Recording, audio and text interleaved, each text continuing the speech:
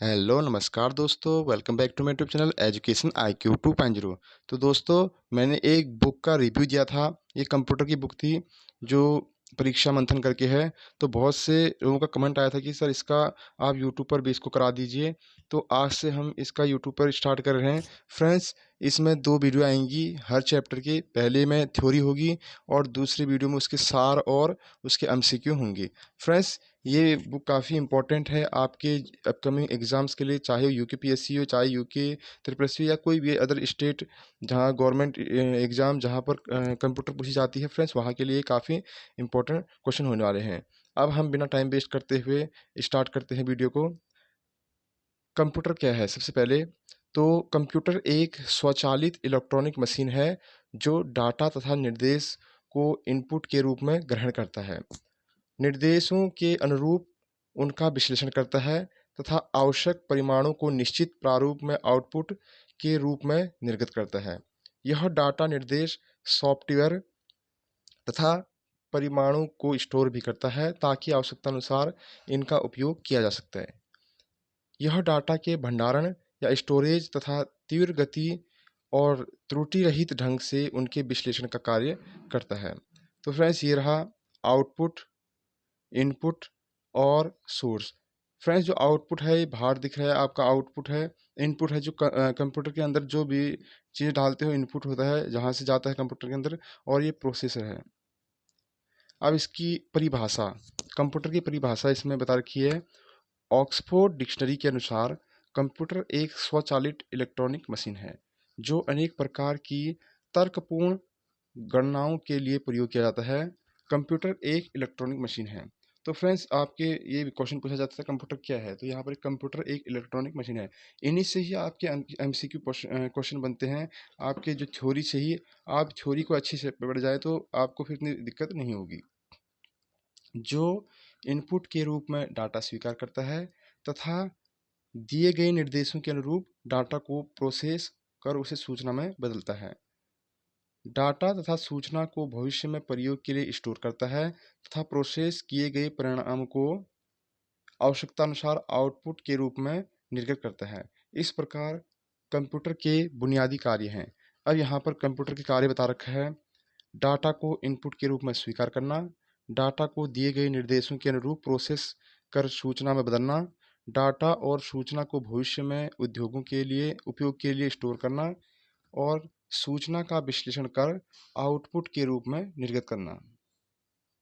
तो एक कंप्यूटर कार्य प्रणाली है। इसमें सबसे पहले प्रोसेस इनपुट से भी और प्रोसेस से फिर आउटपुट होगा और निर्देश प्रोसेस के अंदर आएगा। अब फ्रेंड्स, यहाँ पर कंप्यूटर के घटक बता रखे हैं। कंप्यूटर के घटक कौन कौन से हैं? कंप्यूटर के 3 घटक हैं। एक हार्डवेयर, एक सॉफ्टवेयर और एक डाटा। फ्रेंड्स, हार्डवेयर और सॉफ्टवेयर में एक नॉर्मल सा डिफरेंस है। तो सॉफ्टवेयर वह होता है जिसे हम छू सकते हैं, हार्डवेयर वह होता है जिसको हम नहीं छू सकते हैं। अब आप कंप्यूटर में देख लीजिए, आप कंप्यूटर के कौन कौन से उनको छू सकते हैं और कौन कौन के नहीं छू वो उसको नहीं छू सकते हैं। तो हार्डवेयर तो कंप्यूटर मशीन का वह भौतिक भाग जिसे हम देख और छू सकते हैं या महसूस कर सकते हैं, हार्डवेयर कहलाता है। जैसे कीबोर्ड, कीबोर्ड को देख सकते हैं, हम छू भी सकते हैं। माउस को भी देख सकते हैं, छू सकते हैं। मॉनिटर जो कंप्यूटर का बाहर का होता है उसको भी देख सकते हैं, छू सकते हैं। CPU, printer, hard disk drive, motherboard, processor, speaker आदि। जबकि सॉफ्टवेयर क्या होता है? अनुदेशों और प्रोग्रामों का समूह जो कंप्यूटर को यह बताता है कि उसे क्या करना है और कैसे करना है, सॉफ्टवेयर कहलाता है। कंप्यूटर का हार्डवेयर सॉफ्टवेयर के अनुदेशों के अनुसार ही काम करता है। एक ही हार्डवेयर अलग अलग सॉफ्टवेयर निर्देशों के आधार पर अलग अलग कार्य कर सकता है। सॉफ्टवेयर को हम छू नहीं सकते और ना ही भौतिक रूप में देख सकते हैं। इस प्रकार हार्डवेयर यदि कंप्यूटर का शरीर है तो सॉफ्टवेयर इसकी आत्मा है। तो फ्रेंड, इससे भी काफ़ी क्वेश्चन बनते हैं कि इनमें से कौन सा हार्डवेयर है, कौन सा सॉफ्टवेयर है। तो आप थ्योरी को जितना अच्छी तरह हो सके इसको पढ़ सकते हैं। फ्रेंड्स, इसका जो टेलीग्राम में मैं PDF दे दूंगा, आप उसको वहाँ से ही पढ़ सकते हैं, वहाँ से डाउनलोड कर सकते हैं। आपने अगर अभी तक टेलीग्राम को ज्वाइन नहीं किया तो फटाफट से आप इसको ज्वाइन कर लीजिए। अब है डेटा। डेटा जो है एक कच्चे तथ्यों, रॉ फैक्ट और सूचनाओं का अवस्थित संकलन है जिसे कोई सार्थक निष्कर्ष नहीं निकाला जा सकता। तो फिर इसमें डेटा को दो प्रकार के उसमें विभाजित किया जाता है। एक तो संख्यात्मक डेटा, दूसरा है चिन्हात्मक data. Numerical data, alpha numerical data. और न्यूमेरिकल डेटा क्या होता है? यह अंकों से बना डाटा है जिसमें 0, 1, 2 से लेकर 9 तक अंकों का प्रयोग किया जाता है। इस तरह की डाटा पर हम अंकगणित क्रियाएं कर सकते हैं, जैसे विद्यार्थियों का प्राप्तांक, कर्मचारियों का वेतन आदि। और चिन्हात्मक डेटा क्या होता है? इसमें अक्षरों, अंकों तथा चिन्हों का प्रयोग किया जाता है। इसमें अंकगणितीय क्रियाएं नहीं की जाती है, पर इसकी तुलना में की जाती है, जैसे कर्मचारियों का पता। अब उसके बाद इंफॉर्मेशन, सूचना। डाटा का उपयोगिता के आधार पर किए गए विश्लेषण और संकलन के बाद प्राप्त तथ्यों को सूचना कहते हैं। इस प्रकार डाटा अव्यवस्थित तथ्य है, जबकि सूचना व्यवस्थित तथ्य। अब फ्रेंड्स यहाँ पर एक क्वेश्चन और बन गया, ये डाटा और सूचना में क्या अंतर है? तो डाटा ये अव्यवस्थित तथ्य है, जबकि सूचना व्यवस्थित तथ्य है जो प्रयोग करने वालों के लिए उपयोगी है। उसके बाद है सूचना प्राप्ति, इंफॉर्मेशन रिट्रैवल। आवश्यकता सूचना को पुनः प्राप्त करने की विधि सूचना प्राप्ति कहलाते हैं। अब यहाँ पर एक नोट है कि कंप्यूटर शब्द की उत्पत्ति कहाँ से हुई? ग्रीक भाषा के कंप्यूट शब्द से हुई है, जिसका अर्थ है गणना करना। इसे हिंदी में संगणक कहते हैं। अब उसके बाद है डाटा प्रोसेसिंग। डाटा का उपयोगिता के आधार पर किया जाने वाला विश्लेषण डाटा प्रोसेसिंग कहलाता है। तथ्यों का संकलन, फिर उसके बाद डाटा, ये डाटा प्रोसेसिंग और सूचना। Electronic data processing. तो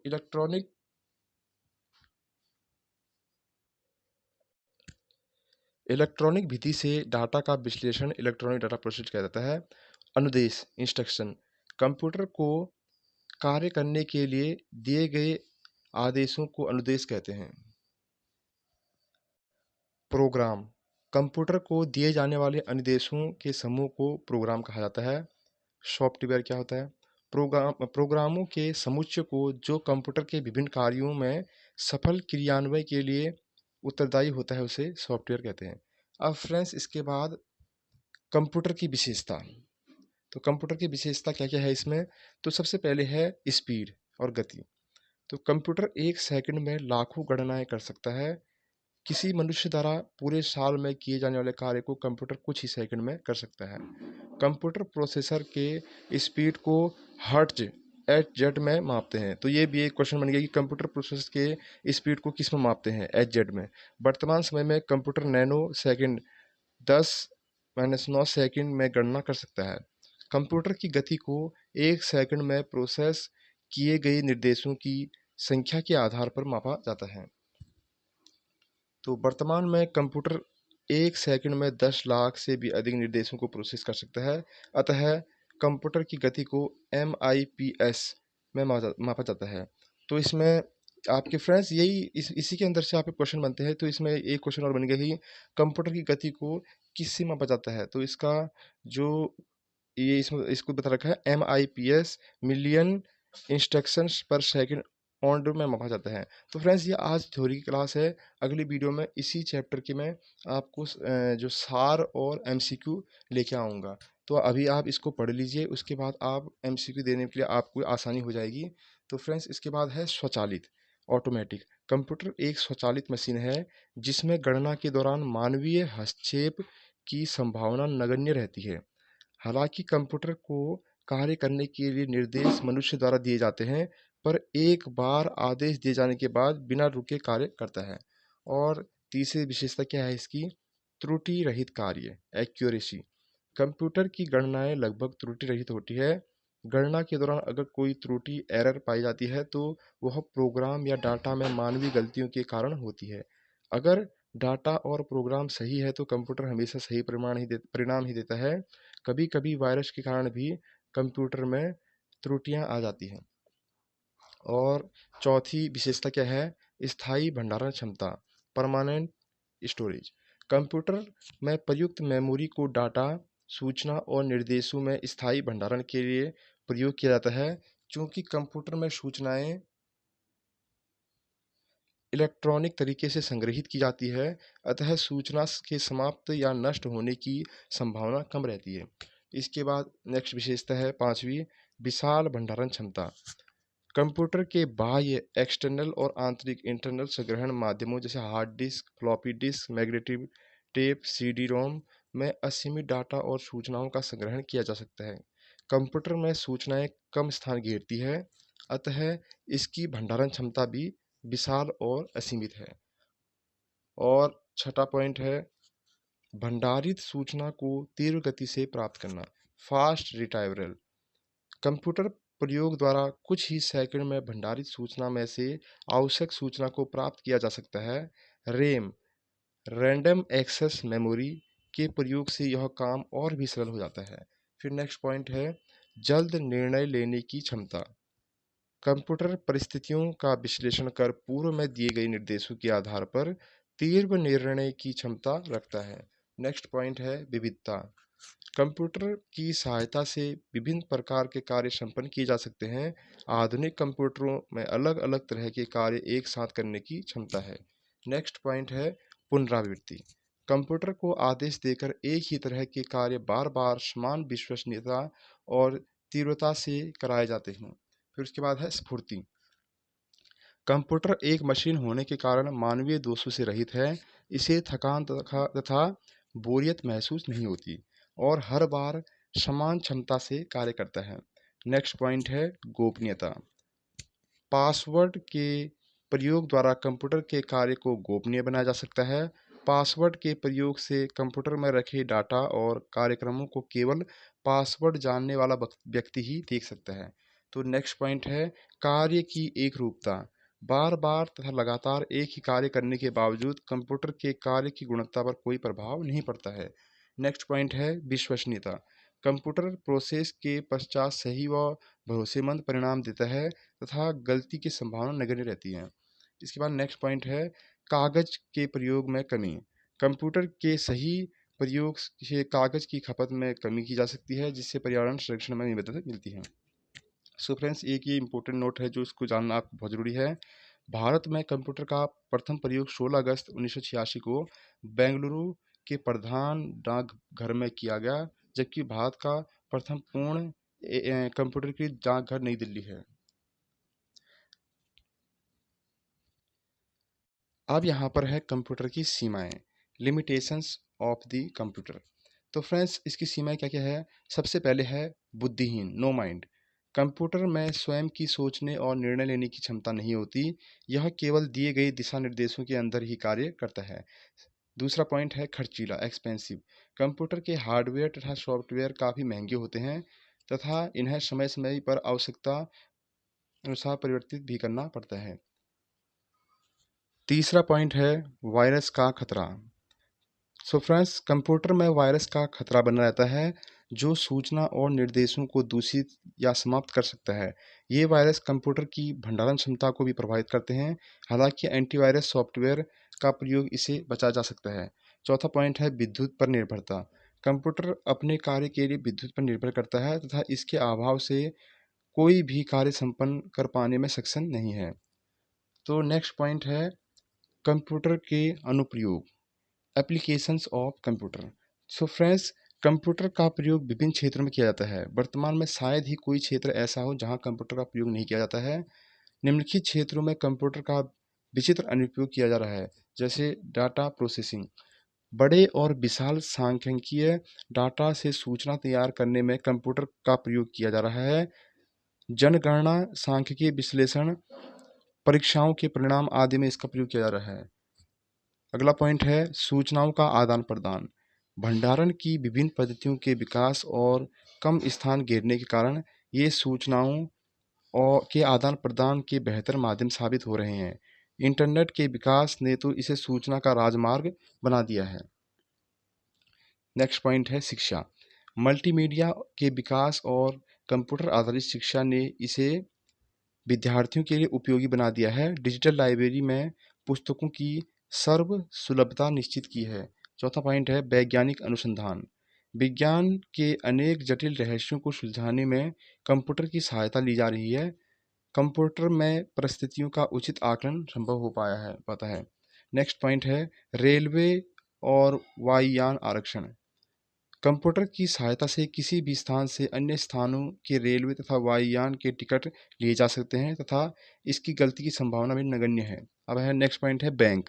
कंप्यूटर के अनुप्रयोग से बैंकिंग क्षेत्र में क्रांति ला दी है। एटीएम, एटीएम का फुल फॉर्म फ्रेंड्स यहाँ पर ये काफ़ी एग्जाम पूछा जाता है, इसका फुल फॉर्म है ऑटोमेटिक टेलर मशीन।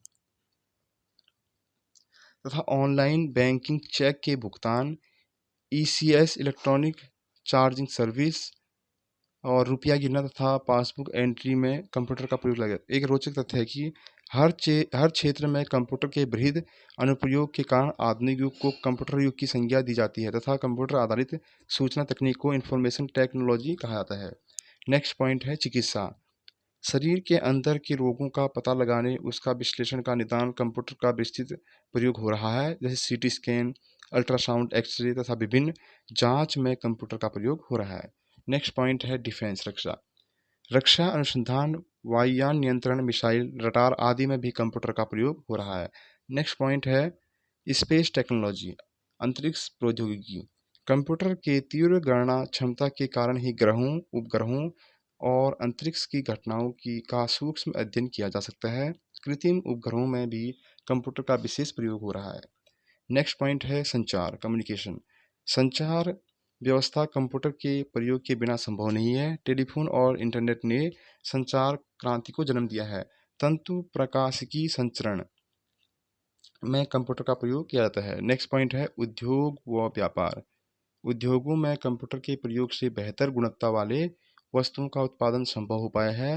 व्यापार के कार्यों और स्टॉक का लेखा जोखा रखने में कंप्यूटर सहयोगी सिद्ध हुआ है। नेक्स्ट पॉइंट है मनोरंजन। सिनेमा, टेलीविज़न के कार्यक्रम, वीडियो गेम्स में कंप्यूटर का उपयोग कर प्रभावी मनोरंजन प्रस्तुत किया जा रहा है। मल्टीमीडिया का प्रयोग ने कंप्यूटर को मनोरंजन का उत्तम साधन बना दिया है। नेक्स्ट पॉइंट है प्रकाशन। प्रकाशन और छपाई में कंप्यूटर का प्रयोग इसे सुविधाजनक तथा आकर्षक बनाता है। रेखा चित्रों और ग्राफ का निर्माण अब सुविधाजनक हो गया है। और फिर नेक्स्ट पॉइंट है प्रशासन। प्रशासन में पारदर्शिता लाने, सरकार के कार्यों को जनता तक पहुंचाने तथा विभिन्न प्रशासनिक तंत्रों में बेहतर तालमेल के लिए ई गवर्नमेंट का उपयोग कंप्यूटर की सहायता से हो पाया है। तो फ्रेंड्स, एक इम्पोर्टेंट बात नोट करने वाली है, प्रत्येक वर्ष 2 दिसंबर को कंप्यूटर साक्षरता दिवस मनाया जाता है।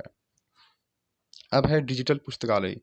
पुस्तकों को अंकीय स्वरूप प्रदान कर उन्हें अत्यंत कम स्थान में अधिक समय के लिए सुरक्षित रखा जा सकता है। इसे इंटरनेट से जोड़ देने पर किसी भी स्थान में से पुस्तकालय में संग्रहित सूचना को प्राप्त किया जा सकता है। आजकल शायद ही ऐसा कोई क्षेत्र होगा जिसमें कंप्यूटर का प्रयोग नहीं किया जा रहा है। पर्यावरण पुस्तकालय, यातायात, पुलिस प्रशासन, मौसम विज्ञान, संगीत, चित्रकला, हर क्षेत्र में जो है कंप्यूटर का प्रयोग किया जा रहा है। अब नेक्स्ट है कंप्यूटर के अनुप्रयोग के प्रभाव, इम्पैक्ट ऑफ कंप्यूटराइजेशन। तो फ्रेंड्स, इसमें पहला पॉइंट है समय की बचत।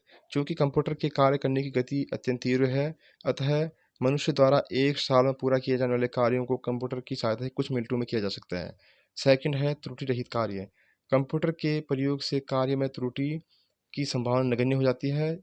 जो त्रुटि भी होती है वह गलत डाटा या गलत प्रोग्राम के परिणाम है, जिसे पहचान कर सही किया जा सकता है। तीसरा है कार्य की गुणवत्ता। चूँकि कंप्यूटर हर बार समान गुणवत्ता से कार्य करता है, अतः बार बार एक ही कार्य करने के पश्चात उत्पाद की गुणवत्ता पर कोई असर नहीं पड़ता है। चौथा है कागज़ की बचत। डाटा संग्रहण के इलेक्ट्रॉनिक विधियों के प्रयोग और उनकी विशाल भंडारण क्षमता के कारण कंप्यूटर के प्रयोग से कागज़ की बचत संभव है। नेक्स्ट है बेरोजगारी। यह कंप्यूटर के विस्तृत अनुप्रयोग का एक नकारात्मक प्रभाव है। एक कंप्यूटर द्वारा सैकड़ों लोगों का कार्य किया जा सकता है, जिससे लोगों की जीविका पर प्रभाव पड़ता है, परंतु वैकल्पिक व्यवस्था में और समुचित विकास द्वारा इन पर काबू पाया जा सकता है। दूसरी तरफ कंप्यूटर से संबंधित क्षेत्रों में रोजगार का सृजन भी किया जा सकता है। अब नेक्स्ट पॉइंट है कंप्यूटर साक्षरता। कंप्यूटर साक्षरता का अर्थ है कंप्यूटर और उससे संबंधित तकनीकों का दैनिक जीवन में उपयोग कर पाने में सक्षम होना। एक कंप्यूटर साक्षर व्यक्ति कंप्यूटर की कार्यक्षमता को जानता है, तथा प्रतिदिन के कार्यों के लिए उसे निर्देश दे सकने का सक्षम होता है। कंप्यूटर साक्षरता को डिजिटल साक्षरता भी कहते हैं। इसके बाद नेक्स्ट पॉइंट है इसमें एंड यूजर। वह व्यक्ति जो प्राय कंप्यूटर का विशेषज्ञ नहीं होता, परंतु दैनिक जीवन में कंप्यूटर और उससे संबंधित तकनीक तथा प्राप्त सूचना का उपयोग करता है, एंड यूजर कहलाता है। कंप्यूटर हार्डवेयर तथा उसके एप्लीकेशन एंड यूजर को ध्यान में रखकर ही बनाए जाते हैं। अगला है डिजिटल डिवाइस। दैनिक जीवन में कंप्यूटर का उपयोग तेजी से बढ़ रहा है, फिर भी विश्व के अधिकांश लोगों तथा कंप्यूटर का लाभ नहीं पहुंचा है। कंप्यूटर तथा इससे संबंधित तकनीक का उपयोग करने वाले तथा इससे वंचित लोगों के बीच का अंतर डिजिटल डिवाइस कहलाता है। एक रिपोर्ट के अनुसार विश्व में 47% लोग इंटरनेट सेवा का उपयोग करते हैं, जबकि भारत में केवल 30% लोगों तक ही इंटरनेट पहुंचा है। हालांकि इंटरनेट सेवा का उपयोग करने वालों की संख्या के हिसाब से भारत चीन के बाद दूसरे स्थान पर है। भारत का पहला कंप्यूटर भारतीय सांख्यिकी संस्थान कलकत्ता में सन 1956 में स्थापित किया गया था। सो फ्रेंड्स, ये जो कंप्यूटर का आज पहला चैप्टर है, कल इसके सार और इसके सारे एमसीक्यू आएंगे। फ्रेंड्स, आज ये थ्योरी को आप अच्छी तरह से पढ़ लेना, याद कर लेना, फिर कल इसकी जब आप एमसीक्यू दोगे तो आपको इसमें आसानी होगी। तो वीडियो कैसी लगी तो कमेंट जरूर कर देना। आई होप आपको वीडियो अच्छी लगी होगी। फ्रेंड्स, अगर आप चैनल में नए हैं तो सब्सक्राइब जरूर कर देना, ताकि फ्यूचर में आपको ऐसी ही वीडियोस मिलेंगी। तो आज के लिए इतना ही, मिलते हैं नेक्स्ट वीडियो में।